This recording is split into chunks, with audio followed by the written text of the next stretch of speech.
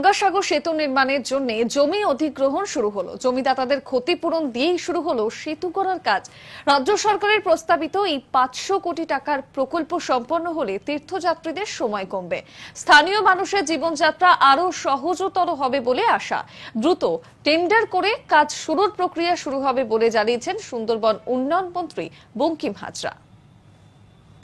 মুখ্যমন্ত্রীর স্বপ্নের গঙ্গাসাগর সেতু নির্মাণের জন্য জমি অধিগ্রহণ।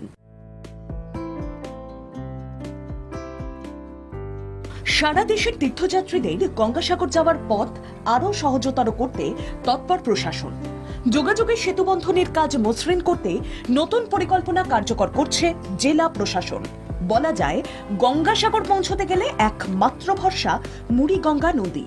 প্রতি বছরে গঙ্গাসাগর মেলার সময় এ রাজ্য তথা ভিন রাজ্য থেকে আসা লাখো লাখো পুণ্যার্থী আসেন। শুধু ভক্তরাই নয়, গঙ্গাসাগর থেকে রোগী নিয়ে আসা যাওয়ার ক্ষেত্রে অনেকটাই সমস্যা হয়। প্রায় 5 থেকে 6 ঘন্টা অপেক্ষা করতে হয় পুণ্যার্থী থেকে শুরু করে নিত্য যাত্রীদের। পথের ভোগান্তি কমাতে তাই মুখ্যমন্ত্রী মমতা বন্দ্যোপাধ্যায় মুড়িগঙ্গা নদীতে সেতু নির্মাণের প্রকল্প নেয়। কচুবেড়িয়া কাকদ্বীপের লট নাম্বার 8-এর সংযোগ গড়ে তুলতে গঙ্গাসাগর সেতু। মুখ্যমন্ত্রীর স্বপ্নের প্রকল্পে ব্যয় 500 কোটি টাকা। ডিপিআর তৈরি হয়ে গেছে। গঙ্গাসাগর সেতুর জন্য শুরু হলো জমি অধিগ্রহণের কাজ। প্রকল্পে জমি দেওয়ায় 39 জনকে ক্ষতিপূরণ প্রদান রাজ্য সরকারের।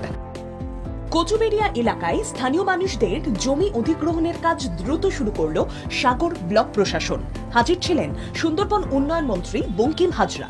আজকের আমরা 8 জনের হাতে আমরা প্রায় 28 লক্ষ থেকে 29 লক্ষ টাকার চেক আমরা তাদের হাতে তুলে দিলাম এবং আমাদের জেলা প্রশাসনের তরফ থেকে এবারে স্বপ্ন যারা মিথ্যা কথা বলছিল এবারে তারা বুঝতে পারবে যে স্বপ্ন বাস্তবের দিকে এগোচ্ছে।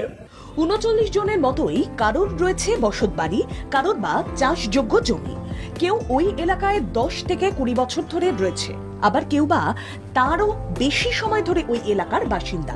কিন্তু গঙ্গাসাগরের উন্নয়নে দীর্ঘদিনের বসতবাড়ি, চাষযোগ্য জমি ছেড়ে যেতে মন খারাপ হলেও সরকারকে সাহায্য করতে এগিয়ে এলো প্রত্যেকেই। যদিও বিজেপি সমালোচনা করতে ছাড়ছে না, নানা প্রতিষ্ঠান বিরোধিতা জারি রেখেছে। দেখুন, ব্রিজ হলে আমরাও সবাই উপকৃত হবে এবং আমরা আনন্দিত হব, কিন্তু এই রাজ্য সরকার প্রতিনিয়ত এই ভোট আসছে বলে এই সমস্ত কিছু জমিদাতাকে টাকা পয়সা দিচ্ছে, কিন্তু ব্রিজ করার মতো সামর্থ্য এই রাজ্য সরকারের নেই। বিরোধীদের রাজনীতি করা ছেড়ে উন্নয়নে সহযোগিতা করা দরকার বলে গঙ্গাসাগরের মানুষ মনে করেন। রাজ্যের অন্যতম গুরুত্বপূর্ণ পর্যটন কেন্দ্র ও তীর্থস্থান গঙ্গাসাগরে যাওয়ার জন্য এখন শুধুমাত্র জলপথের উপর নির্ভর করতে হয়। আশা করা হচ্ছে গঙ্গাসাগর সেতু নির্মাণ হয়ে গেলে যোগাযোগ আরো সহজতর হবে। সৌরভ নস্করের রিপোর্ট, বাংলা জাগো।